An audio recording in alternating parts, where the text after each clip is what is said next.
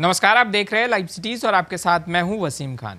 नेताओं की भी जासूसी होने लगी है और सवाल अब मोदी सरकार पर उठने लगे हैं।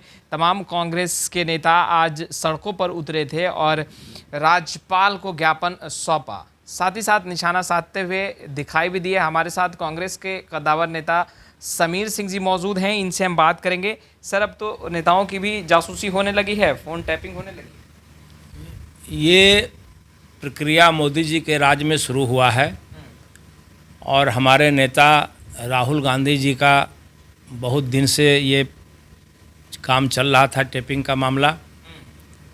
और मुझे जहाँ तक जानकारी है कि ये गृह मंत्री और प्रधानमंत्री दोनों अपने मंत्रियों पर भी नज़र रखने के लिए उनका भी टेपिंग कराते हैं। इसकी भी जांच होनी चाहिए, क्या सच्चाई इसमें है। मुझे तो ये भी पता चला है कि माननीय मुख्यमंत्री नीतीश कुमार जी पर भी नज़र रखा गया है। अच्छा, उनका भी टैपिंग हो रहा है? निश्चित रूप से हो रहा है, और अगर नहीं हो रहा है तो इसका जांच होकर के खुलासा होना चाहिए।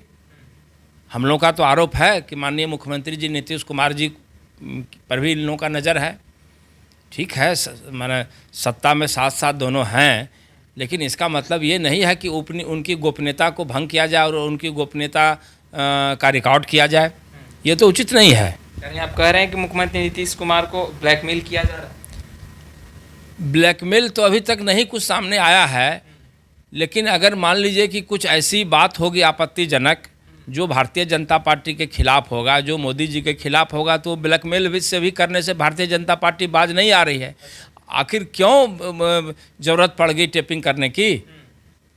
ये तो गलत बात है। किसी का निजी जीवन होता है और मुख्यमंत्री जैसे महत्वपूर्ण पद पर, केंद्रीय मंत्री जैसे महत्वपूर्ण पद पर, और देश का कांग्रेस का जो सेकंड पार्टी है देश का अभी वर्तमान में, उसके नेता का फ़ोन टेपिंग हो, ये तो लोकतंत्र का मजाक है।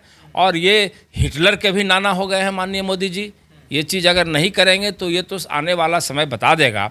देश की जनता ये सब देख रही है और उनके हिटलर शाही को निश्चित रूप से अगले समय में नकारने का काम करेगी।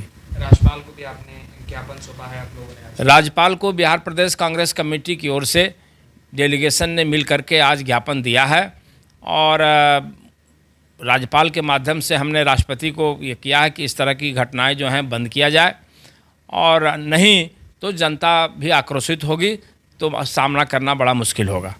आगे की रणनीति क्या आप लोगों ने तैयार की?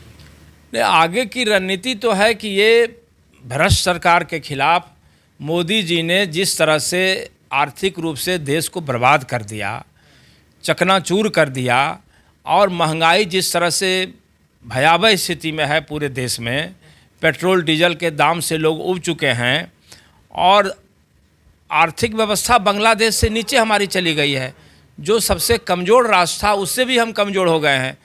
तो अब मोदी जी के बारे में क्या रणनीति बनाना है? रणनीति तो यही है कि जनता से हम अपील करेंगे, हम तो आंदोलन कर रहे हैं, आगे भी करेंगे इस भ्रष्ट सरकार के खिलाफ, लेकिन जनता से निवेदन करना चाहते हैं कि ऐसे झूठे और डायलॉगबाज प्रधानमंत्री से अब भी तो बचो, और अभी तो तैयार होकर के इसके खिलाफ सड़क पर आओ, नहीं तो ये देश तो बर्बाद हो चुका है। आज हम लोग कटोरा लेकर के कंगाल के तरह भीख मांगने के लिए मजबूर हो गए हैं।